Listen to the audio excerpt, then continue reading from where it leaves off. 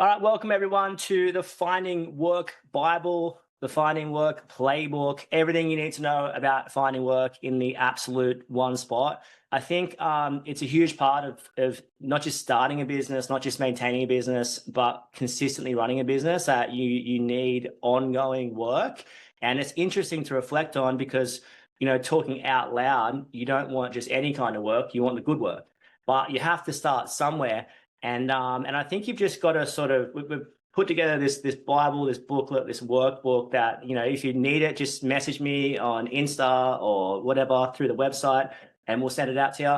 Because I think having work is what you need, and then we need to make sure that it's profitable, and then we need to hold on to that and roll forward into the future. So today we're going to go through absolutely everything there is to know about finding work, from organic to hustle, the hustle off as we call it, into paid, and then push forward. So I'm a massive believer that you should be doing your organic things first. And if you wanted a quick sort of synopsis of this whole thing, I feel like you want to first and foremost locate who can give you repeat work, because there's nothing quite like repeat work. You want to, so we're going to go through that in the session. You want to locate who you know.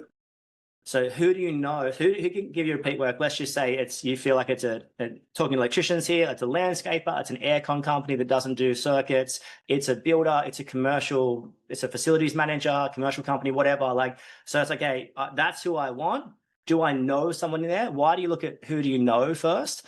Because there's already that connection, that warm in, which is huge. It's huge. And I know some people have weird things about working with their friends and family, but after running a business for almost 20 years now, I would say that the clients become your friends. That's the goal. So towards the end of Crow Electrical, which I had from 2007 to 2020, we were going to football with our clients.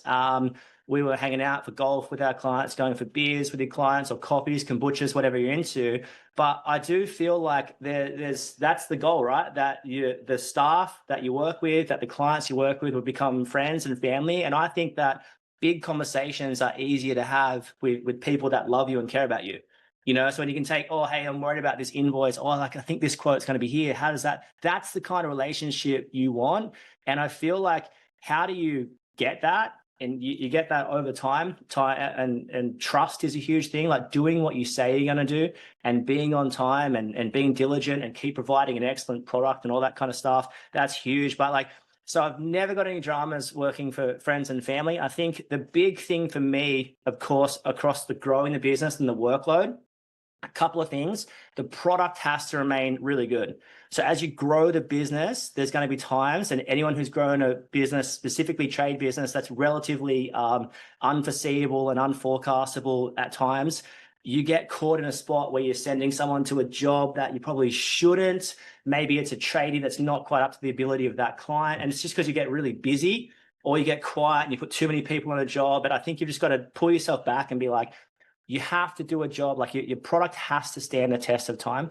And also, you want, if you know your numbers foundationally, and the start of our course, you would say, we go through numbers, because numbers are the most important thing to understand. Once you understand, yes, you want to do an excellent job, of course, but also you want to make money, and that's cool. There's nothing wrong with making money. As a matter of fact, there's nothing wrong with money. Money is actually a great tool to have. It means that the more you get paid, the more you can pay people, the more you can pay wholesalers on time, tax bills on time, the more you can sort of do with what you've got. So I think money is actually a fantastic thing. There's nothing wrong with it. So I'd encourage you to challenge your mindset. If you're not comfortable in making money, you need to be comfortable.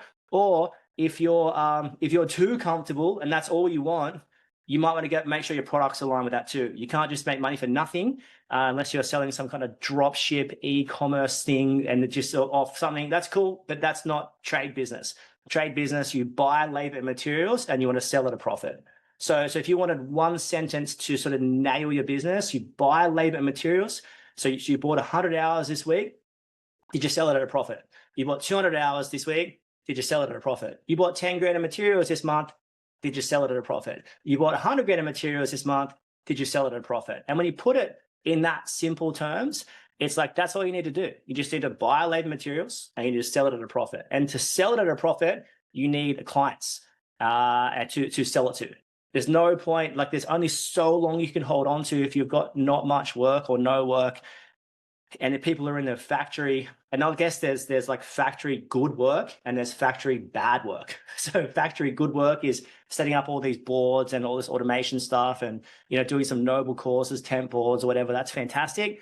But, you know, a lot of times it can be twice as efficient on site, not all the time, but a lot of the time. So if you are quiet, there's only so long you can stay quiet for before something has to give. So our goal is that you would, in this finding work document, this would be your Bible, this would be your true north, this would be your North Star, this would be your Southern Cross, if you're that way inclined, and you're like, yeah, this is what I'm doing, and if I do this every single week, I'm going to have work, but I don't just want work, I want good work. I want good work that's going to fill the pipeline, that's going to be profitable. I want work that's going to not just be profitable. This is really interesting. This is very interesting. So a lot of coaching companies at this point, and you would be hammered. I don't know if I'm just hammered by it on Insta or like you guys are as well. I'm not sure, to be honest, but my algorithm is cooked with people selling me things. And I think it's interesting. Yes, you want the work to be profitable, but you want the work to have an element of longevity. So if you're just chasing Betty's work for 2 fans and, you know, letterbox dropping, all that kind of stuff, I'm not saying there's anything wrong with that. But you know, can the style of work you do retain staff members for 20 years?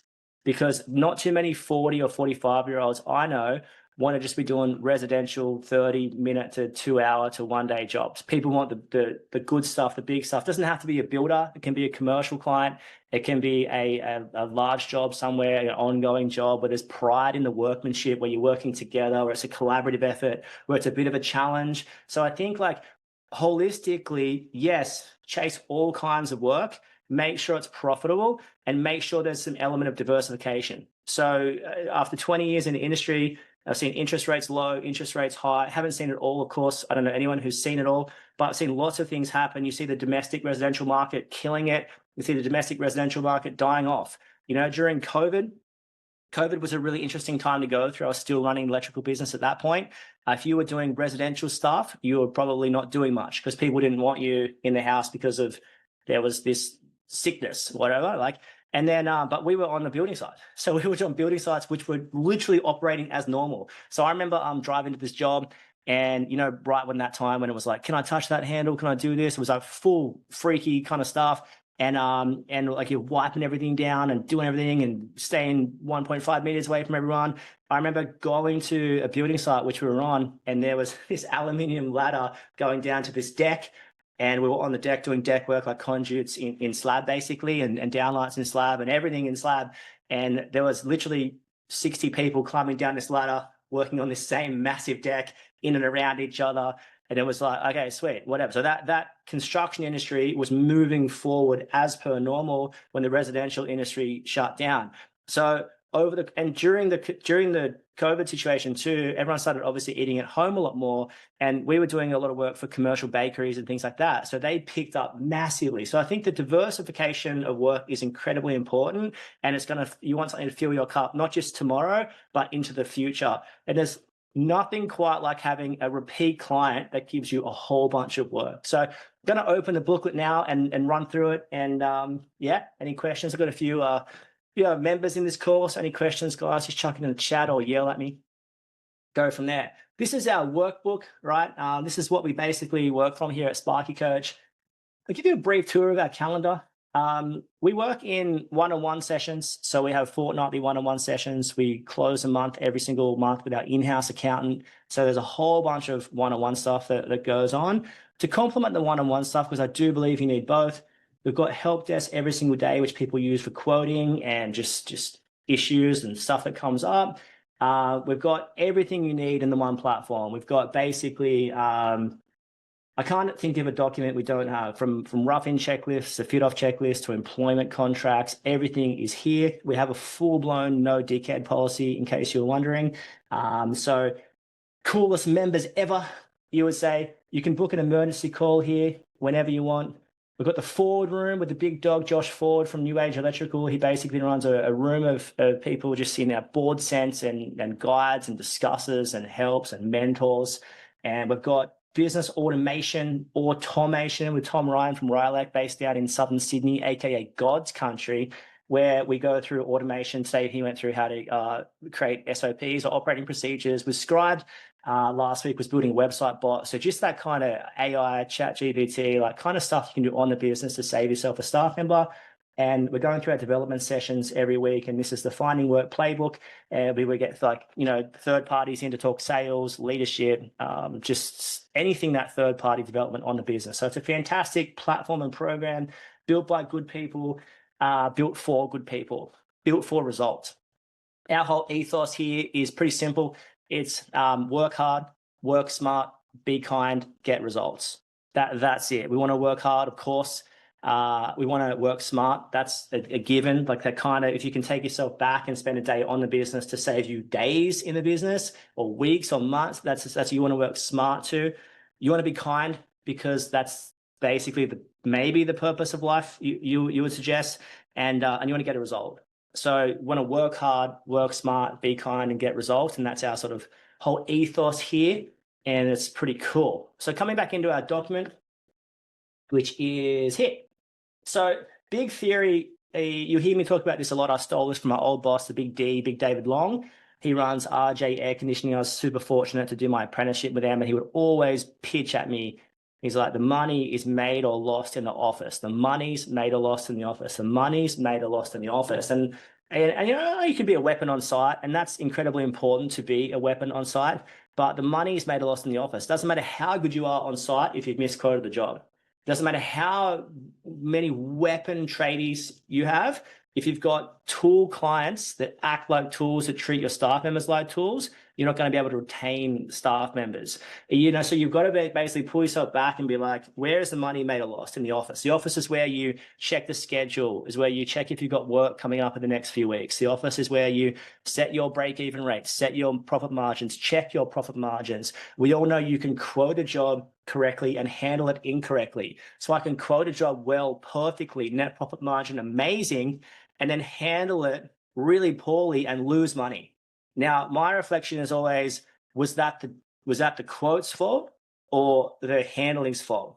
And more often than not, you need both. You've got to quote well and then handle well. And if you can combine those two, like we said at the start of the session, if you can buy labor and materials and continually sell it at a profit, you'll do some good things. Now, we check net profit of every job and every week, every month. That's what we do. That's a big thing.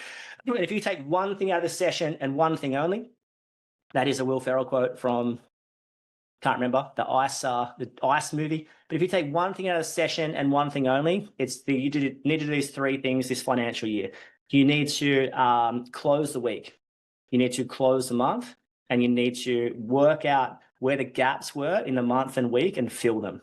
So closing the week, you might close the week and be like, oh my gosh, where did that Bunnings invoice end up? Okay, so now I've got a purchase order system that needs to be established and fixed so we can push forward into other jobs. You might close the week. This is a really common one. You look at the net profit across your price book items and be like, holy crap, we're making really good money on the price book stuff and we're losing money on the hourly rate stuff. So, okay, I need to up my hourly rate. I need to change my sort of like my configuration to get to my net profit per hour. The closing the week properly, it brings up the net profits, the gross profits, the revenue, the break evens, brings up the schedule, how much work you got in the future. If you're having those big conversations with the staff, if you're working for the right people, if you're okay, if your admin's behind, it brings up everything. If you would just stop, collaborate, and listen, Vanilla Ice style, you can sort of do some really, really cool things with your business. And I think your business is screaming at you data and detail every single week. It's screaming at you data, detail. If we would stop and listen, we could do some really cool things. So coming into this, back to the finding work. Today, we're going to go through the workload Hasselhoff. That is a David Hasselhoff reference. Just close your eyes and picture David Hasselhoff with his red floaty, running shirtless.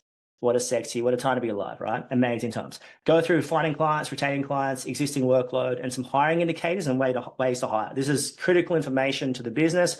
You want to essentially what you're kind of looking for in a business, in my head, your role, if you're still on the tools now or partly off the tools, whatever, your role is heading towards, or your operations manager's role should be to find work and retain work. There's no point finding a whole bunch of work if we're not retaining the clients we've got. And also on that, of course, you don't want to retain the clients you don't want, but but that's important. You want to find work, retain work, or find clients, retain clients. You want to find staff and retain staff. There's no point finding a bunch of staff if you can't retain them. On the retention of staff or finding the staff, obviously there's that rising up of apprentices that needs to sort of go on there as well. And then you want to do the big quotes. So if you can do those 5 things, if your job's heading towards that, that's where you sort of need to be involved, and everything else can sort of like needs to be done by someone else. But the big question is are you doing the non-negotiables every single week? And if you're not, then something needs to give. Had a conversation with someone this morning who wasn't closing the week. And I'm like, you know what? Some things are just too late to do. So if you ever had to do conduits in a deck or rough in before gyprock, you know that you can't do it in 2 weeks' time. It has to be done today. It's like maybe you can. Let's just the conduits in slab. You're gonna have to do that under or on top of the slab or chase. Do something later. You're gonna have to cause yourself a lot of pain for something that could have been done pretty simply the first time, right? Let's take roughing in before they gyprock. Yes, you want to rough something in pre gyprock. That's the plan. Let's say they sheet. What do you got to do? You got to cut a whole bunch of holes, make a whole bunch of mess, take a whole bunch more time. That something should have been pretty simple the first time. Closing the week is the same concept. Every week closes. Every week concretes over. Right? It concretes over. It concretes over again. Week 1, week 2, week 3, week 4. We need to be there as we close the week. We need to check everything that happened that week and reflect on it, because that's where the learning is. That's where the processes can be built and systems can be built. That's where the net profit is. And that's why we're doing this. But realistically, you didn't start a business to just have a whole bunch of work with a whole bunch of nothing left over at the end of it. There's plenty more, let's face it, there's plenty more noble causes to be a part of than an electrical business. If you want to be really noble, go and do something super cool for the disadvantaged or unfortunate. But if you're running an electrical business or aircon or solar, got to get it done properly. All right, here we go. Coming into here, we're going to go through this workload hustle off. This is this is really important. I want to highlight this, right? How many times, see this, busy is a subjective word. How many times have you said or someone said, I'm busy? I'm busy. Like, I'm busy. And I swear to God, 2010, 2005, 2010, something like that, I swear the culture shifted. Early 2000s, whatever. It was like when busy was worn as a badge of honor. Remember that? And someone was like, how are you? Busy. And it was like, it felt important. It feels good to be important. And busy, we usually symbolize busy, and busy is synonymous with important. And we love to feel important. We love to feel busy. My goal is your biggest flex is that you're not busy. The biggest flex is that you're at the beach or with the kids or at the hat parade. That's the biggest flex, right? That's essentially what you want to do, spend more time with the family. But busy is a subjective word. So many times in business, you're like, oh, I'm really busy. And if you just stop for a second and be like, just add up let's say you work 40 hours a week, right? And you've got 5 staff members that are billable. That's 200 hours of billable work. So I could be really busy at 200 hours of work a week. But what happens if a tradie comes on board? Now I've got 240 hours a week. Am I still busy? What happens if a tradie apprentice team comes on board? Then I got 280 hours. Am I still busy? So busy is a subjective word, because someone who's only by themselves that has 200 hours worth of work to get through every single week, who would agree? They're incredibly busy. But someone with 200 hours of billable resources that has 60 hours of work to get through, they're incredibly quiet, right? But it's subjective to how many hours you're getting through. So sometimes you can feel busy, and I'm not discounting that, because sometimes we are busy, but sometimes busy is simply a hiring indicator, or sometimes busy is simply a self-inflicted pain where we're so far behind. Reference what I was saying about closing the week. Have you ever sent an invoice late?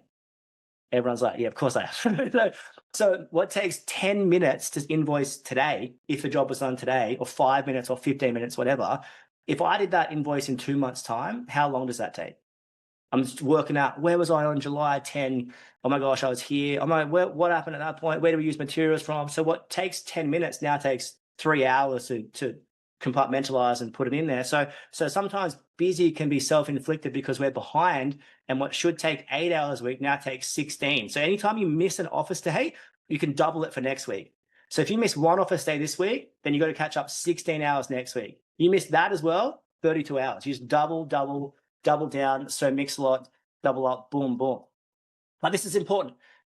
Busy is a subjective word. So if you did this every single week, there's no doubt you'll have work in 3 months. So we're going to go through what this means. We've got updated digital footprint. Have all clients been responded to? Have the quotes gone out on time or on site? Have I added value? Have all variations been captured? Is all work completed of a high quality? Cold reach out times 5, warm reach out times 5. I promise you, if you do this every single week for 3 months and you don't have work, I want you to send me a video. Send me some sort of screenshot you get. There's no way in hell. Now think about this, right? How many people can give you work? How many people can give you work tomorrow? Like, let's face it. Like the percentage is it's a portion of people. Anything in the emergency space can give you work tomorrow. How many people of your ideal clients can give you work within 12 months? Probably everyone, you would say. So you are only as good as what you were doing 3 to 6 months ago. So if that's the case, and if you're trying to chase work for tomorrow, you've got limited options. If you're trying to chase work for 12 months time, aka forecasting, we've got heaps of options. Actually, the workload is your oyster at this point, right? Crazy. So coming into here, we're going to break this down. What does it mean? A little bit of a description here. So what does updated digital footprint look like? It means your website, your logo, your Google My Business, your Google reviews, your sign writing, your social media, your Instagram and Facebook, your uniforms and voicemail are all up to date. Now, voicemail might seem silly. It's incredibly important. It's incredibly professional to have a good and decent voicemail. Your website, your logo, your Google My Business, collecting Google reviews, your sign writing, your social media, and LinkedIn as well, all that kind of stuff. It is essentially social proofing your business. So it's going to come to a point where your word of mouth is incredibly important. I'm a massive believer in word of mouth. I actually think it's the best form of advertising, because when someone chips you in, it's an incredibly warm in. And it's actually quite simple, because people want to do good work with good people. But if you're reaching out, so let's say I say to one of someone, oh, have you heard about these people? They're probably going to look at what? Instagram to check it out. Or let's say you cold call someone. They're going to look at Instagram, they're going to look at the website, and they're going to look at Google reviews, depending on what they do. Let's take a builder, for example. A builder's probably not going to look at Google reviews. They're probably going to look at your Instagram to see if you're capable and confident in doing the kind of projects that they want. And they're going to look at your website. Now, I'm a huge believer, and I'm going to flash forward to, I personally, if you're in the high-end residential market, Instagram's incredibly important. Now, check this out. This is my old boss's website. I just love that. Like, I can already see how capable they are. One photo says how many words? 1,000 words. Like, if you were he doesn't cold reach out, but if he did reach out, or he did get word of mouth and someone went to this website, what are they going to think? They're going to think capable. They get confident. 45 years in the business, doing that style work, right? That is a capable company. So that's incredibly important. The sign writing is your mobile billboard. So all the kind of branding and stuff is just social proofing. Good enough for Tim, good enough for me. And you got to work out. So real estate agents or general residential punters, they are going to look to Google reviews, whatever. Instagram becomes important. How you present yourself, everything about your company says something about your company. People in uniforms, all that kind of stuff. So your digital branding, digital stuff has to sort of come into it, right? So first and foremost, double check your digital footprint. Is the carpet matching the drapes, right? Does my online presence match who we are and what we do? This is a huge one. Have all clients been responded to? Everyone has to be responded to within a reasonable time frame. And I want to ask you guys, like, this is a rhetorical question, don't feel the pressure to answer me, but what is a reasonable time frame?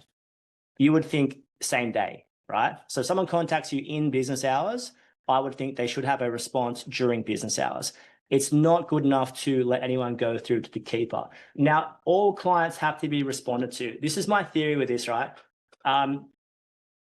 Everyone I know has had a $300 job turn into a contract that lasts forever. Or they get called on a Friday night, a Saturday, a Sunday, and they're like, oh, I'll come out and fix it. So, and you go out there and do it. All of a sudden you meet a client, you have a friend for life, a client for life. It's incredibly but I just think that a couple of things here. First and foremost, treat all clients equally. Secondly, you need to treat all clients, remember, treat everyone like you're quiet.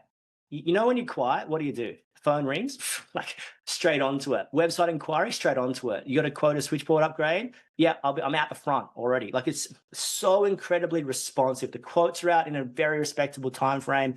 The client's been responded to, the client's feeling heard, we've considered everything.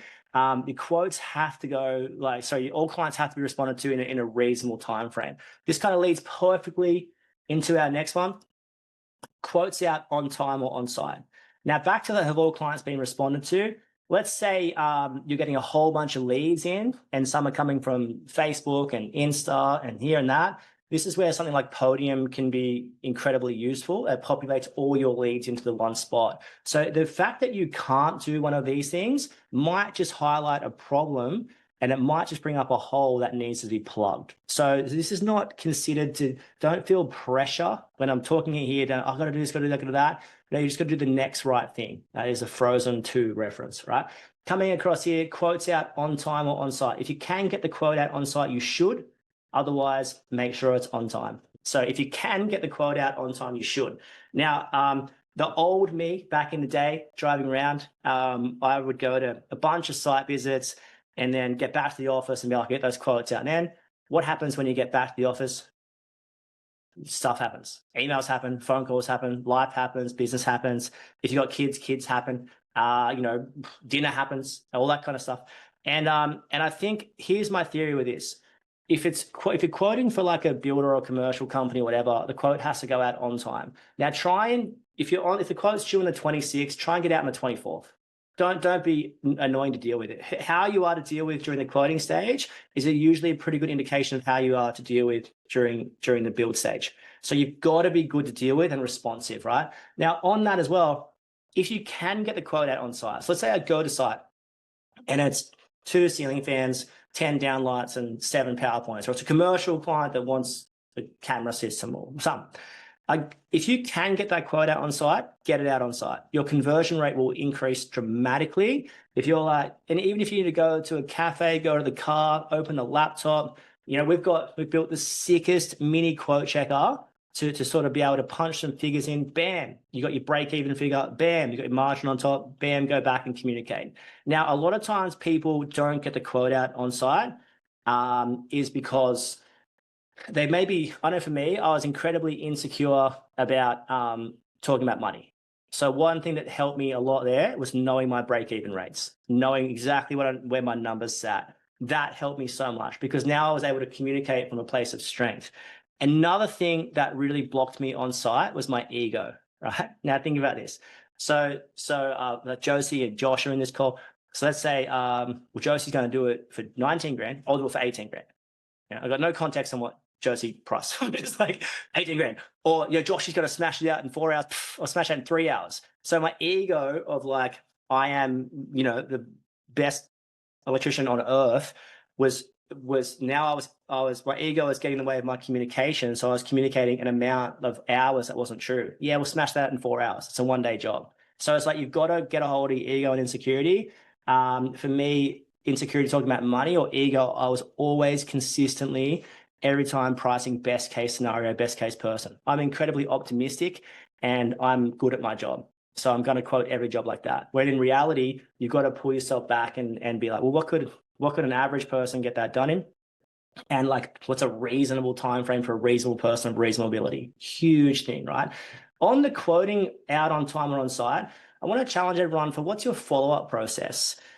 Follow-up process is huge. I was a big believer of calling upon sending the quote. And those quotes you do that feel like $5 grand, it should be $5 grand, but it's actually 8. It doesn't should be, but it doesn't feel as expensive as it is. If that is the case, make sure you call the person and be like, hey, just so you know, I've got to do this, this, and this for this. It's come in here. We're at our X amount of margin, and here it is. Like, I wish I could do better. I can't. That's such an incredible conversation. Don't ever worry. I was never worried about being transparent, right? Because that's how I'll be with my friends and family. No one's against you making money. No one's against you making money, but you want to work with clients forever. But what is your follow-up process? If it's for a builder or commercial client or a large job, you might call upon sending, hey, I've landed here, here, here, and here, and let's touch base next week. So your follow-up process is going to change depending on, what client it is, but if you can get the quote out on site, please get it out on site. This will change your absolute life. Maybe it's about if your staff members are on site, there's a variation. Maybe they can quote it up on site and bang it out there. That's incredibly important, and things obviously get easier as you get in the office, right? Adding value. Am I adding value? Now, another way to say add value is upsell. I seriously hate the word upsell. You might love the word upsell. That's totally cool. I think for me, it has a negative connotation that I'm trying to sell something to someone that they don't need. But what if they do need it? So I think this is incredibly important to look at. You've got to be thorough, be the expert. If something needs to be done, I think you should suggest it. So, and I remember we've all been busy and walked past things that are broken, whether it's a PowerPoint or a light. Just don't have a motto, don't walk past something. If the board needs to be upgraded, let them know. You know that whole age-old theory, oh, it's been like that for 70 years, it'll be right for another 40 more. Like, just don't do that anymore. And also, it's interesting for me, and I think I shared this in one of the podcasts recently, but we had this client who was literally worth $1 billion, right? Like, swear to God, $1 billion. I remember I had to quote this job for him, and I was like, oh, that board's going to cost sort of 40 grand to upgrade. Are you sure you want to do it? And he's like, yeah, sweet. And then I realized I was taking my context of 40 grand and applying it to a billionaire's context of $40,000. It's two different contexts. He's 40 grand's like, yeah, sweet, that's fine, let's do it. When can you do it? My 40 grand's like, so I think what you've got to do is just be honest and be thorough. Now, I'm a big fan of, obviously you're in the sales business. Everyone's selling.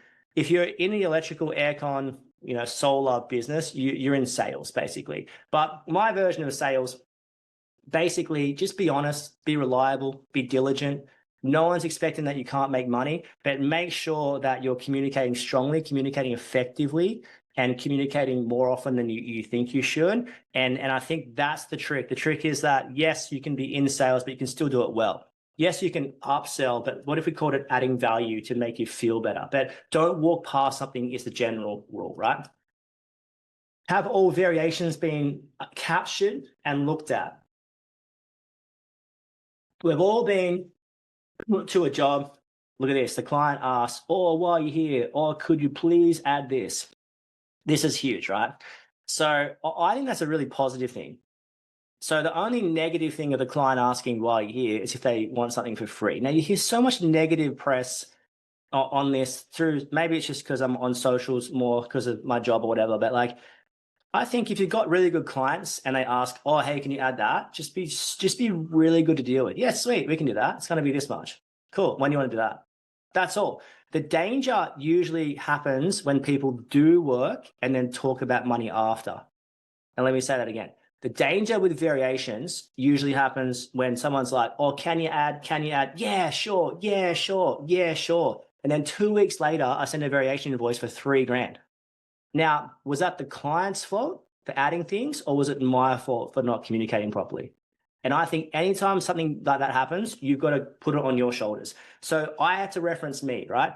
I remember a client would be like, can you do this? I'm like, yeah, sure. And they're like, oh, Crowley's so chill. He just does stuff. And I'm like, yeah, I'm chill, but the invoice is coming in 3 weeks. Bah, full freight, full throttle, pow, at ya. And I stopped and realized, like, think about the trade world. Like, let's say you're $120 an hour, an 8-hour day is gonna be $1,000. If you've got 2 tradies in an apprentice team with materials, you're looking at 5 grand a day. 3 days, 15 grand. If I don't send the invoices for 3 weeks, $45,000. So you can rack up a pretty serious bill just by asking for things. So how many people, I always reference this. This video is obviously free, going out YouTube, Spotify. Imagine if in a month's time you received an invoice from me for this video. You'd be so pissed. You'd be like, what the hell? The worst thing for me is that you'd probably pay it. But yeah, I did. You're right. I did watch that session. I'll probably pay it. That's the worst thing. But you would probably, our reputation's full cooked at that point. But imagine at the start of the session, I was like, oh, hey guys, this video is going to go for X amount of time. It's going to be this much. If you want to continue, are you cool? Yes, sweet. Now we're all good. Is that in writing? Is it, we've all got those clients that you can communicate not in writing or need to be in writing, whatever. I think the bigger you get, the more everything is in writing, to be honest. But now I've talked about it. It's up front. It's transparent. You're not shocked when the invoice comes. You're not shocked when that money comes out of your account. Try and treat that, right? Try and treat your business like that. Imagine you went to a restaurant and they kept bringing you out things. oh my gosh, these people are amazing, amazing. And then they went, bam, hit you with a bill. You'd be like, I didn't know I was getting charged. You should have told me. I would have said no. So when you're upfront and honest, now you've got an opportunity. Now it's on the clients. It's on the client. So variations. This should be your rule. They are completed. They are approved before they're completed. They are approved before they're completed. Invoicing, if you're invoicing an hourly rate job, every Monday the invoice gets sent. In general, every Monday the invoice gets sent unless a progress claim is different. This kind of stuff, this kind of process stuff will save you an absolute fortune of time and effort and energy. And let's face it, and I'm talking from my personal experience here, so many times I was like, oh, that client's a dickhead. And then I realized, upon hindsight, I reckon I was a dickhead. I reckon I was the person going like, yeah, we'll do that. Yeah, we'll do that. Yeah, we'll do that. And now all of a sudden, I'm like, yeah, you're 15. Just checking with the ones on the back. All right. Now coming across here, Timmy, were you meant to talk then? No. Cool. All right. So next, here we go. All work completed of a high quality. Here we go. This is a huge one. If you want more work, what do you want in life? Repeat clients. Repeat clients going to save you so much hassle. You've already got them. Now you want to keep them. That's huge. Now, I want to go backwards before I go forwards here, but check this out. So all work completed of a high quality. If you can maintain a high standard of workmanship, a high standard of communication on and off site, and it's extremely important for word of mouth referrals and retention of clients. Now, you don't want to go looking at clients. So you don't want to go looking for clients when you should be looking at clients. If you're consistently replacing clients, it can sometimes mean that you're unable to retain them. Now, this is a huge issue that I saw at the different coaching companies, right? You go in there for your break-even rate, it's exaggerated. So you think you got to charge a fortune, or you're at a strange stage of business where it looks like your break-even rate is $150. So I've got to charge $200. Like, and don't go with me on amounts. I'm not here to fight anyone on amounts, but and then you're on cost a high amount. And then you get away with the first one or two or three. Oh my gosh, I raised my rate, and then they paid it. Oh my gosh, and everyone's like, yeah, and the testimonial was going crazy in the chat. That's all cool. A lot of times you'll find yourself without that client in 6 months' time, because you can take advantage of someone once or twice, but the third time you might not be so lucky to have the client. So just imagine I ran a coffee shop and I rented a massive warehouse, and there was 2 baristas, and we were charging $15 a coffee, right? How many coffees do you reckon I'd be selling in 6 months' time? So let's say I didn't have the amount on there, and someone came, they're like, oh, I get a flat white, sweet. And they get it, oh, cool, how much that, $15? Beer, oh crap, that was a bit more expensive than I thought. And they're going to return at that point. Now, I'm not saying that you can't make money. I'm saying that you need to know where your rates sit, and you need to know how to tweak and adjust and chop and change, and manipulate's not the right word, but manufacture the rate, because sometimes an additional staff member can change everything. Now, go with me here. The general cost operations for one person is $7,000, right, per month. $7,000 for one person. This is if you're shouldering your costs of us by yourself, you can expect your operating costs to be between $5,000 and $7,000. Let's call it 7 for market research. Now, if I get a tradie on, that tradie is going to cost me $3,000 for that month, for the car, uniform, stuff like that. So now I've got 2 people for $10,000. So I had 1 for 7. Now I've got 2 for 10. What's the math on that? 10 divided by 2 is 5. Now imagine I get an apprentice. Now, apprentice comes on board. My rule for an apprentice hire is they should have been, if they were billable last week, billable this week, billable next week, it's a hire for me. If they're billable last week, this week, next week, that's a hire. Now, imagine they get an apprentice. I just have to give them a T-shirt and some shorts and something else, right? Jumper, whatever. Now I've got 3 people for $10,000. So what's my math on that? 3. So I've essentially half, is this making sense? I'm essentially half my operating expenses from $7,000 to 3 or 3.5, whatever, because I've grown the business. So it's so interesting. So what was once really heavy for me to carry when I was a small company is now actually quite light. It's such an interesting metric that you really need to understand back to front. And this is what we do in our sessions to help you guys guide. And I just would say, you don't want to be looking at that number if you don't know what you're looking for. And you don't want someone who doesn't know what they're looking for looking at that number. Huge thing. Otherwise, you end up on costing a rate that's incorrect, and you'll eventually lose your clients. And whether that's a low rate that's incorrect or a high rate that's incorrect, huge times, right? All right, here we go. So maintaining a high standard of workmanship. Now, this is, I mean, I know I kind of said this, but like, do every job and like it's going to stand the test of time for 100 years. Can you still hold your head up high in 10 years time on this job or not? That's a huge part of your company. If you want work, make sure you're retaining the current clients that you've got. Now, there is a time that you may outgrow your clients. So there is a time you may outgrow your clients. So you've got to reflect. Okay, I remember I was standing, if anyone knows Elizabeth Bay in Sydney, I was standing next to this unit block, got a phone call from this builder I've been working with for ages, right? For not 10 years, maybe like 7 years. We would have done millions of dollars worth of work for them.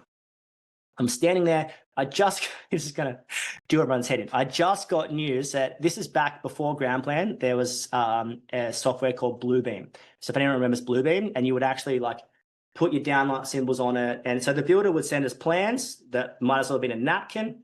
I would sort of apply the power, lighting, fans, all the kind of stuff to there and put a quote forward.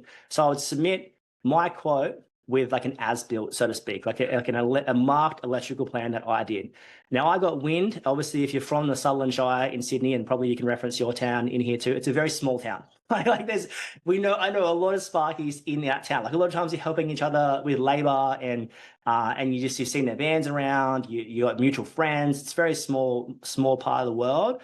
And anyway, so I got wind of a few of my Sparky mates that this builder was sending out my quote around and my CAD, my like computer articulated drawing around. Now, that was incredibly offensive to me. I was like, that's my intellectual property, like, just a full adrenaline, cortisol running high. And I remember in a couple of moments, I was like, you can't send that around. Like he called me, I was like, you can't send that around. It's not fair. And looking back at the whole thing, he was starting to get other quotes and maybe he should have told me about that. Maybe he wouldn't, because we were sort of solely his Sparky for a while there. But we had grown. If I pulled itself back completely, I used to be on the tools and we had a weapon team. Like, I don't know if you've ever had a weapon team, but we had like 3 really good tradies, 2 really good apprentices, and it was a high quality of workmanship and at a high speed. So what we could do the job for, or what I could do the job for when I was on site, was that I could make it profitable. Lean quote, we could make profitable by weapon tradies and apprentices. Now, what was going on in the business is as your business grows, usually your overheads grow too. So our overheads were growing, our company was growing. I was no longer on the tools. So something that took like a 7-day roughing, it was now an 8-day, or something that took 6 hours was now 10 hours, that kind of growing the business stuff. So our quoting, not only was our quoting at a bit of a higher labor rate, because our numbers are going up, it was a bit higher labor hours. Not only was the labor rate higher and the labor hours higher, I was now on top of margins. So now I'm going like, oh, that job was a poor margin. I've got to hit this. So my quoting has increased, and let's face it, the product has decreased. It's not as quick. It's not as thorough. It's more prone to error, right? It's more user error. There's more management required. Is that the builder's fault at this point? The answer is no, it's not. So we were outgrowing them, and I was getting incredibly insecure about that, right? Because I was like trying to hold on to them. So this is interesting. So I was trying to hold on to this client that was no longer a good fit. Now I want you to stop and be like, are all our clients a good fit? Because you might outgrow people, and you've got to recognize when that is and have those conversations at that point, right? Incredibly ethical conversations at that point, right? Is this something we want to partner into the future with or not? Some people, when you're doing, this is interesting. When you're doing a $5,000 job, and the net profit goes from 20 to 30, it's going to have a relatively minimal effect on the invoice. When you're doing $500,000 work or $1 million worth of work, and the net profit goes from 20 to 30, it's going to have huge ramifications on the invoice. I don't know anyone that's going to pay $1.1 million for something they can pay $1 million for. right? You reference your own habit there. If you had to buy exactly the same product for 1.1 or 1, what would you do? It just reminds me of that City High song. What would you do if someone's at home? Great song. Anyway, where was I? So you got to reference, we're growing sort of apart, and the signs have been showing for a while. So we were quoting duplexes. I think at that time it was like 40 grand for a base level scope. So I'm talking like a base level scope. So it was 2 downlights, 1 PowerPoint, really, really base level. So now I was having to have awkward conversations with the people that employed said builder. And I'm like, oh, you got to add this, that, and that. And they're like, just a couple of times, it's like, is anything actually included in this price? I'm like, oh, yeah, well, it's not really my fault. Like, it's priced accordingly at this. So this builder, we were quoting 40, and someone came in at 20. Now, anyone that's done a duplex before will know that that's probably not possible. At that point, you are definitely losing money. I don't care how good you are, right? When the materials are 14 grand and you got a month's worth of work for tradie apprentice team, yeah, or like, whatever, like you're not going to be making money on that. So long story short, and Tommy will be laughing at this because that person, the Sparky ended up getting his tires slashed. Like psycho times. There's a thumbs up from Tommy there. It was like psycho level times. But get this. This is crazy. The job was still completed and completed properly. So he quoted 20, and most times the worst part about when you misquote something is that you're probably going to finish it. So he finished the job and finished it well, but he undercut the whole town and ended up getting his tires slashed and whatever, crazy times. But from the builder's point of view, punching through 10 duplexes a year, I'm 40 grand, the other guy's 20 grand, right? That's a $200,000 saving, right? So what cost him 400 grand last year now cost him 200 grand for the same product. Now, ethics aside of, oh, but we're a better company, we've been operating for 45 years, we do this, we've got management, we've got our SOPs, we've got all this kind of ethics aside, and like, comparatively business aside, that's a business decision from his end. And you've got to respect business decisions. Actually, the more you understand business and the more you understand numbers, the more you need to respect business decisions. So, but even still, let's just say it wasn't such a miss, and let's say he quoted properly. Let's say I was quoting in 2010 against myself quoting in 2018. Obviously, I learned a lot at that point. Our margins were up. Our speed was down because I wasn't on the tools anymore. And, it's never as good as when you're on the tools, of course, because you're a weapon and all this kind of stuff. And I was way more aware of my numbers. So inherently the quote has gone up. Now I've got like warehouses to pay for. We've got multiple vans on the road. We've got the inefficiencies with the Christmas parties costing us 10 grand, all this kind of stuff we're paying for that I wasn't paying for yesterday. So, and a lot of times, go with me here, a lot of times when you business, the cheapest and most profitable sometimes you can be, if I'm talking a net profit, not across holistically dollar value, but net profit, is when you're still on the tools. A lot of times you are on the tools, weapon, and then you're volunteering a lot of your time in the admin space. So you're saving 50 grand a year on admin that you're volunteering for. You're getting every work done, every job done speed-wise, hectically. There's a great use of materials, a great care for on-site. You're maximizing every single value, all this kind of stuff because you're there. And so net profit pound for pound, hour for hour, that's probably the most profitable your business will be. Now, you've only got to reference this. Let's say a rate's, let's just say $100 an hour because the math is quite easy. There's usually a $50 wage component, a $30 cost of like an operating expenses component, and $20 business profit. So 50 is for the wage, 30 is for the business to operate, and 20 is the profit. It's usually around roughly those percentages, right? So when I'm still on the tools, I get to keep the wage component, 50, I lose the cost of ops for 30, and I keep the business profit for 70. So I'm keeping 70% of my hourly rate, so to speak, right? If I'm paying someone else, I lose the 50, I lose the 30, and I'm keeping 20 I'm keeping 20%. So this is why it takes 3.5 to 4.5 people to replace your income. So when you're getting off the tools, you want to make sure it's a mathematical calculation. You can't just bust out off the tools when you want and make $40 an hour. Like that's not going to be okay. Your business will actually suffer for that point unless you have a means to an end of that. Yeah, I'm getting off the tools. I'm investing in the business. Now I'm all for business on time, but I'm all for calculated business on time. And at some point starting out the business, you got to sweat that thing into the oblivion. So make sure your work's completed at a high quality and recognize when you're outgrowing clients, right? Cold reach out times 5 and warm reach out times 5. If you did this every single week, if you had an updated digital footprint, the carpet matched the drapes, if you responded to all clients and had a good response time, right? If your quotes went out on time or on site, if you added value, if you walked around and didn't miss a thing, Aerosmith, don't want to miss a thing. That's what you want to reference. If you captured all your variations properly before they got completed, if all your work remains at a high quality, and if you begin to reach out to people. Now let's talk about warm reach outs and cold reach outs. So warm reach outs essentially would be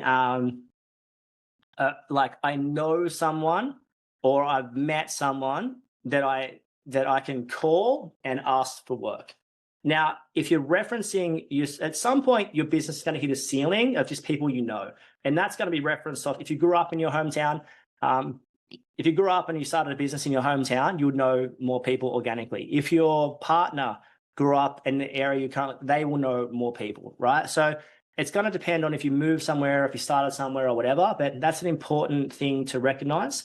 So like, who do I know that can give me repeat work, or who do I know that can give me electrical work, right? So it's cold reach outs, so warm reach outs, which is, do I know someone? Cold reach outs is who have I identified that can give me work, and how am I going to let them know about that? So you can say whatever you want about cold reach outs, but it works. It's just an incredibly low percentage play. So generally speaking, for 100 people you reach out to, you might get 20, and you might get 2 to 4 actual leads. Now, percentage-wise, it still works. It's just a very low percentage. So when you're making these cold reach outs, you just got to reference, okay, sweet, like there's 80 to 90 calls that are going to fall upon deaf ears. Now, most of your ideal clients, they already have someone that they're working with, right? Usually it's pretty synonymous. So what you've got to do, and I always reference this story. We were out going to the Pass, which is sort of our local beach, on New Year's Eve a few years ago. The surf was pumping. It's summer. You can put 2 and 2 together. There's 0 parks. It's kind of one of those moments where it's like, we are going to have an argument in the car and drive home, or I'm going to get a spot and have the best day ever. So I pull into this car park and I wait, and it's packed to the rafters, full. I'm like, if we just sit here, at some point, one of these people are going to leave. And it's obviously you got to sit in a strategic spot. That's incredibly important. So I sat in this strategic spot, literally 5-10 minutes later, someone goes to their car, are you leaving? Yep, sweet. They reverse out, they drive away, I pull in, we have the absolute best day ever.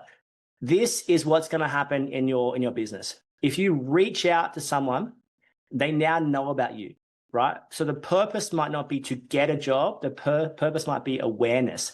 If someone doesn't know who you are, they can't use you. So your whole goal in cold reaching out is saying this. It's awareness, and it's also referencing at some point that other electrician, that other aircon person, they're going to drop the ball. How do we know that? Because you dropped the ball, because I dropped the ball. At some point, you're going to drop the ball, someone's going to drop the ball. So this is interesting, right?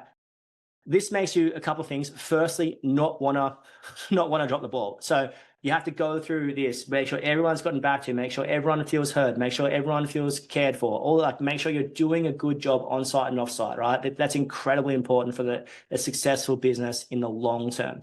So you've got it, but you've got to, first and foremost, you do awesome. Secondly, you've got to now go, okay, sweet. Well, how do I make more people aware of me? Coming back to our updated digital footprint, right? So let's say 0 is someone having no context of you. They don't know who you are. They know nothing about you, kind of stuff. And a 10 is that they religiously use you. So 0, never heard of you. 10, religiously use you. So maybe the purpose of cold reach out or warm reach out is like to take someone from a 0 to a 2. I never heard of you. Now I've heard of you. Now I see your vans everywhere. I never heard of you. Now I've heard of you. I've got your follow-up email. Now I'm looking at your website. I think it's awesome. I'll keep you in mind for next time. So the cold reach out, I've just taken from a 0, someone from a 0, never heard of me, to a 5 or 6.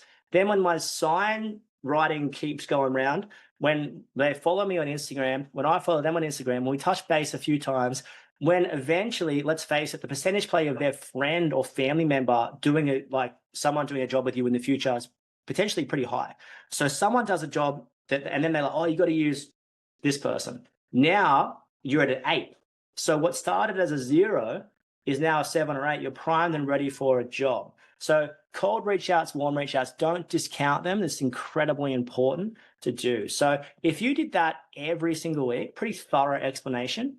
If you do that every single week, right? So you got your updated digital footprint, making sure you got back to everyone, quotes out on time on site, you're adding value, capturing variations, you're completing work of a high quality, and you're reaching out.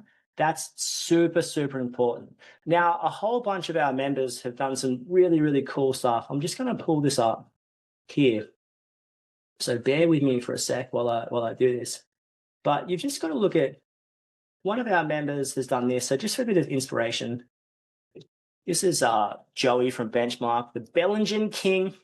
Shout out to Joey. So check this out. So when you reach out to someone via phone call or you're popping into site, it's incredibly important to follow it up with an email.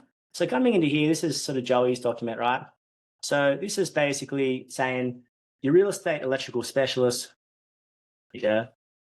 This is our promise to you. This is who we are. This is, have you ever experienced this? We see your struggle. These are services. And bang. So when you're reaching out to people, if you've got some sort of like sexy PDF or, like you just want to basically social proof yourself, a capability statement if you're working for builders. So that's a real estate one. If you've got one for builders, just let them see what you've done, right? People want to know that you're capable and you're confident. And nothing social proofs you like good enough for James, good enough for me, good enough for Susie, good enough for me. It's absolutely huge, right? So make sure you got those docs and a bit of a script to write. I think you should write how you speak. I always used to say, hey, it's Greg from Coral Electrical. We've done this, this, this, and this. Actually, there's another good example, which you could definitely do like a more sexy version than this, but go with me here for a second. Just trying to buy some time while I download this doc. So coming into here, this is one we used to use. This is our expression of interest. I used to like this, right? So EOI, if you've heard, expression of interest, basically Coral Electrical Group is an established electrical company based within New South Wales. Our domestic and commercial works all share the same ethos, a complete dedication to building long-term relationships with our clients and suppliers based on a passionate approach to both quality and service. We believe we employ the best people in the industry, people who make it their business to deliver every project on time, on budget, and beyond expectation. So if you've got something like this, and there's a whole bunch of work that we've done. Now, if you knew who sort of Sonoma was and that pub and Point Piper and the Randwick, the units kind of stuff, like it doesn't take much if you're in the area to look through that client list and that job list to be like, okay, these guys are confident.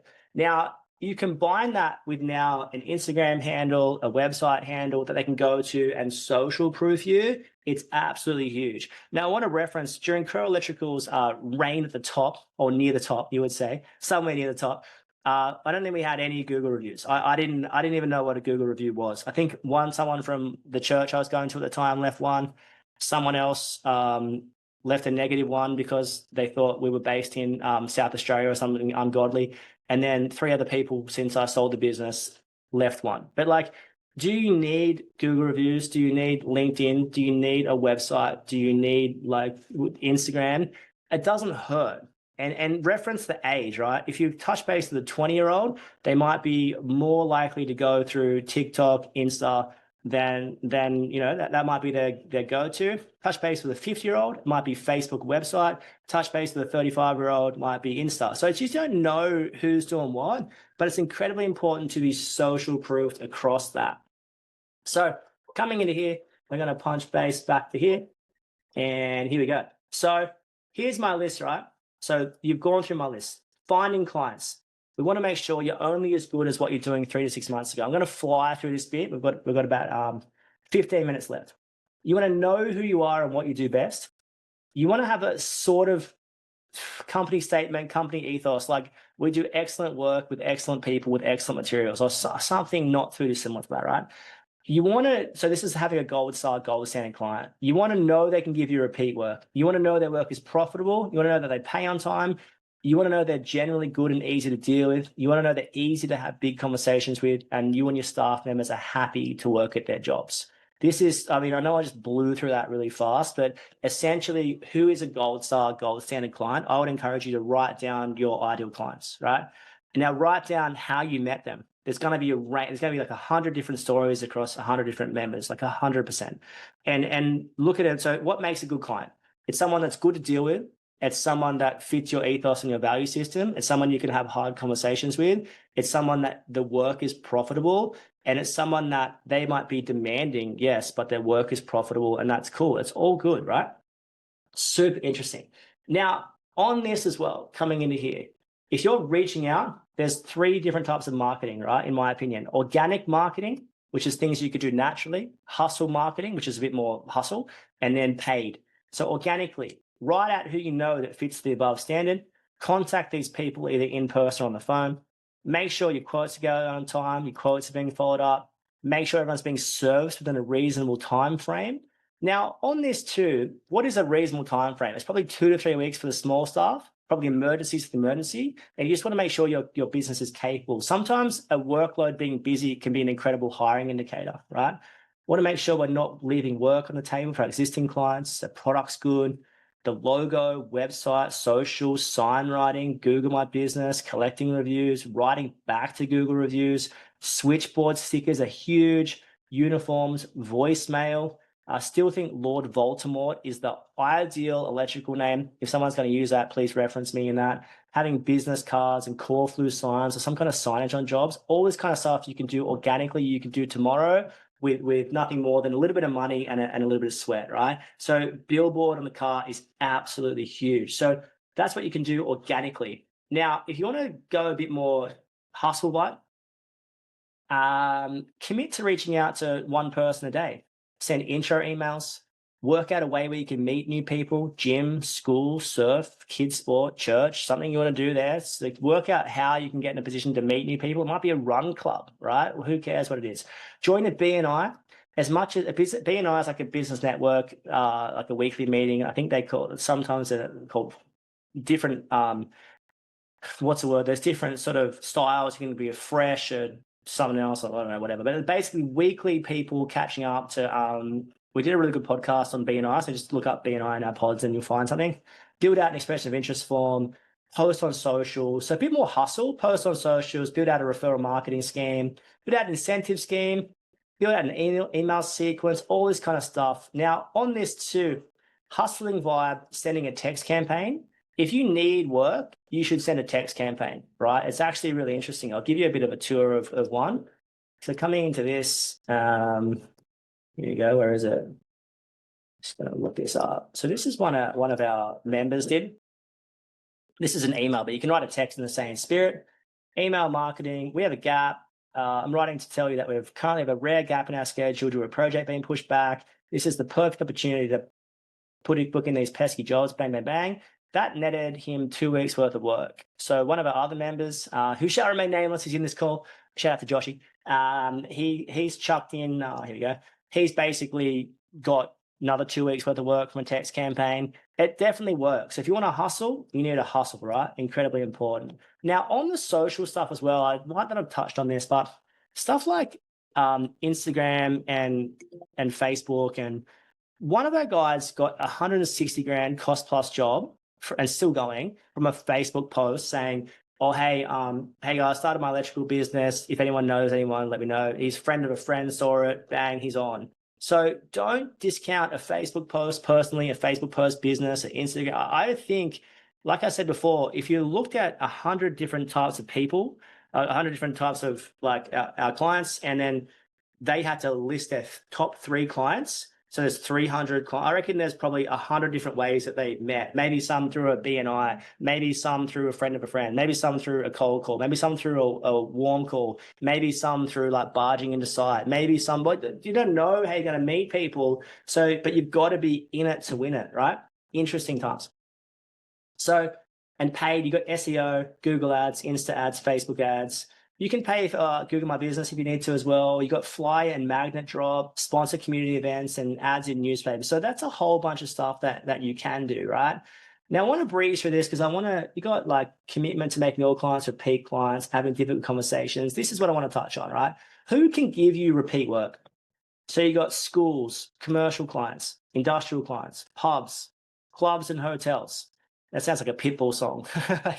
uh, builders, developers, electricians. So it's basically like a lot of times when you say who can give you repeat work, everyone just goes to like, oh, I don't work for builders. But like, why don't you work for builders? And like, why don't you work for a repeat client, give you more than one job? Yeah, the net profit might be not as high as just some random in the street, but that random in the street is going to give you one job a year. It's going to fill no one's cup. So you got to be conscious of all this stuff, right? So other electricians are huge getting with other aircon companies that maybe they don't run their own circuits, or maybe they need automation, or maybe they need solar, all this kind of stuff, right? Solar, landscapers, plumbers, anyone in the fire industry. We used to work for a guy who did he did fire, and we would cable for him. And there was two different companies, and one Stewart and one I forgot his name, something. It'll come to me later. And we would run all their stuff, right? That might fill up our cup for weeks. We got roofers, other trades, lighting shops, pool companies, spa companies, sauna companies, shed companies, IT companies were enormous for our business, right? Enormous for our business. So on the IT company front, like they chipped us in. There was a couple of two companies we used to work for. One I met in the BNI, and one was a friend of my wife's. She went to church with as a kid. It was unbelievable for our business. So sometimes you don't think about it, but a company like an IT company might have 200 to 300 to 500 clients, right? So by me getting in with that one client, the IT company, now the door's been open for 300 to 400 to 500 clients of theirs. And so we'd go there and this is back. I'm not exactly sure of what they're doing in Sydney now with the fiber and stuff like that. But generally speaking, there was a gray area, right? So the telcos, as they put it, the Telstra or whatever, the support, they didn't want to touch anything. They don't want to do it. They don't want to do anything. They don't want to go to site. It costs them too much money. General Sparkies don't want to touch that. And the IT, I'm talking about the IDS, MDS, not all general Spark. Where I was, it was like, no one's going to touch this ungodly thing. So there was Sparkies don't want to touch it. IT companies don't want to touch it. Telcos don't want to touch it, right? So there was this gray area, and we just became the make it happen guys. I'm like, we'll just do it. So we started tapping everything in and doing everything and just staying there until the job was figured out. And they're like, we're going to work with these guys. So once again, product, make sure the product is good. You turn up on time, you turn up on site, and you nail it, right? So we would do a whole bunch of work for this IT company. And one thing I greatly underestimated is that their business was growing too. So this is why you can't discount like a builder doing like a bathroom renovation at the start, because if they're 25 doing bathroom renovations, guaranteed they'll be doing high-end residential homes in 15 years. So if you can stay with them through that process, that's an incredible relationship to have. So don't discount where people are now. Try and just do the right thing, make it a good fit, and roll forward. So the IT company, we got in with them and we did so much work. They grew and they ended up getting in the student accommodation. The company would fly us to Brisbane, to Melbourne, and maybe 7 or 8 like blocks in Sydney that we would go and do work for. Absolutely huge. So don't underestimate. And I met him through a BNI. So it's like, I was going out of my way. You just don't know who you're going to meet when, right? Real estates. Let's go back to the list. You got real estates. As much as you want to rubbish real estates, there are people making real estates work. Maintenance managers, facilities managers, handy person companies. We used to work for this handy person. I shall not name the company, but he was maybe the sleaziest guy I've ever met in my life. He'd always want to engage in some non-PG related discussions that I was not up to having funny times. Actually, it wasn't that funny. It was pretty bad. Architects, interior designers, cafe, bars, restaurants, insurance companies, medical centers, hospitals, sign companies, cleaners, Queensland room companies, or cool room companies, Defence Force, Department of Housing or NDIS, strata companies, petrol stations, sports club, Facebook community pages, real estate, so retail stores and shop fronts, government grants, and pest control. So it's absolutely like, you might laugh at Facebook pages, but some of them are awesome. So coming from Sydney originally and moving up to the Byron Bay area, our local community page is incredible. Like the amount of work that transacts in there because a lot of people move to the area. Not everyone, but a lot of people did. And people are, oh, do you know anyone who? Do you know anyone who? It's a source of great work from good people. Now, other areas might not be so good. I'm not, but like, just go through that list and get into it. So essentially, to wrap up the whole thing, you want to find out who can give you repeat work. Who do you know in that, or who can you get to know in that? And can you ask for a job? Now, my whole thing was always, if I'm really, really good at my job, which I think I am, I think I was in the Sparky sense. If my company does good work, if we're honest and reliable and transparent, who better to do the work than us? So all the cold calling, the warm reaching out, the asking for work, you don't want to be desperate, of course not, but you don't want to miss your shot. You don't want to miss your opportunity, right? So that you need to sort of nail that. Now, in wrapping up this sort of document for time reasons, got a whole bunch of existing workload, scheduling non-negotiables. You've got hiring indicators and ways to hire for tradie, apprentice, admin. There's a really good one. I just want to touch on this quickly. Oh yeah, what to do if you need work ASAP. You need to bring existing jobs forward. This is a huge one, right? Bring existing mandatory jobs forward, like exit emergency lighting, RCD check time, push button, thermal imaging, whatever. Assess existing clients and see if you've missed something, right? So double check who you've missed over the past 3 to 6 months. I guarantee you, if you're quiet now, you're only as good as what you were doing 3 to 6 months ago. So if you took your foot off the pedal in a lead generation space, you might be quiet and it might be a bit of a self-inflicted pain. Follow up outstanding quotes. Prioritize staff members' billable hours first so you can hustle. Prioritize quoting and site visits to give you the best shot at conversion. Put a text campaign or an email campaign like I was showing you before. Put a post out on socials. You can subcontract. Subcontracting is not necessarily a drop in rate. Subcontracting is essentially a supply and demand situation. So, and you've got staff training and upskilling, staff hustle, and if you die straight, you can push to 4-day weeks. So I remember sometimes for us, we were like, fine, I just need to go to 4-day weeks. And I was so scared to tell everyone. And I told the crew and they're like, oh, that sounds amazing. You know, you're going to be quiet. At some point, you're going to find yourself quiet. But you need to know, you need to recognize the warning signs before you get there. And once you're there, you need to know what to do. And that's what to do. Now, on the subcontracting side of things, it's not necessarily a drop in rates. It's a supply and demand conversation, right? So let's just say I'm working with Tommy, and we're good friends. We've been friends for 15 years, and we both run electrical businesses. So we're probably gonna, if he needs labor or I need labor, there's probably going to be a mutual transaction of like a break-even rate that, hey, can you do this? Yes, sweet. And you're not usually trying to be that profitable. You're just trying to break even, right, on the subcontracting. Now, I had this one client one time. I was chasing work so hard. I think we just had Phoenix. And I remember being upstairs and I chased work for weeks and weeks and couldn't find it, and had this kind of in, and it fell through, and he needed help cuddling to get to sleep at that point. He was really little, maybe 6 months old. And I remember like sitting in the rocking chair at that point, fully almost broken down. Like I've failed, I'm a massive coup, can't believe it. And I remember going back down to my phone. I had like 12 staff and I had 2 people on the schedule for this. This is a Sunday night. And I get back down to my phone and I look at it and it says, how many guys can you send me tomorrow? And I was like, I don't know. Literally, that text message was a result of, I don't know, 100 phone calls I'd made back and forth to different people. I got wind of a smell of an oily rag that this person might need someone. I called them. They got back to me late. There was this, that, and then and I was like, what's the rates? Told me the rates. They were like pretty good. So we were making like a 15% margin across all staff. Plus, it was big days. We're able to charge time and a half and double time. So that was not a drop in rates or a break even for us. That was literally just an incredible month holiday for me where we're making really good money. So it was really crazy. But I think subcontracting, don't discount it. And if you need, but this is where you really need to know where you sit on the break-even rates. And this is where running a lean and mean company can really benefit you. Because if you're running a very tradie heavy, service and maintenance heavy company, your break-even might be literally $130 per tradie, 140 maybe.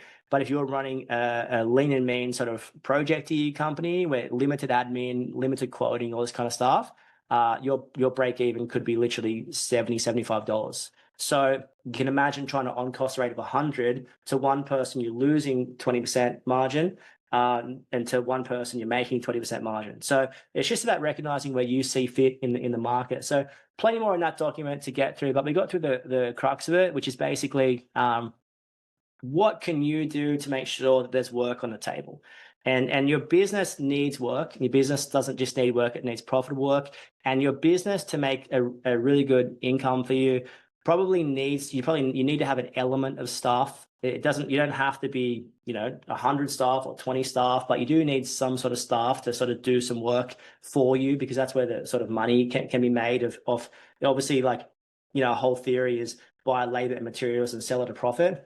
So if you're buying more labor and more materials, you should be selling at more of a profit. So it's just like making sure that transaction is happening and continue to happen. So my encouragement is, if you need a doc, reach out. But yeah, pretty reasonably thorough workout, and we're always here if you need us. Thanks, guys. Peace.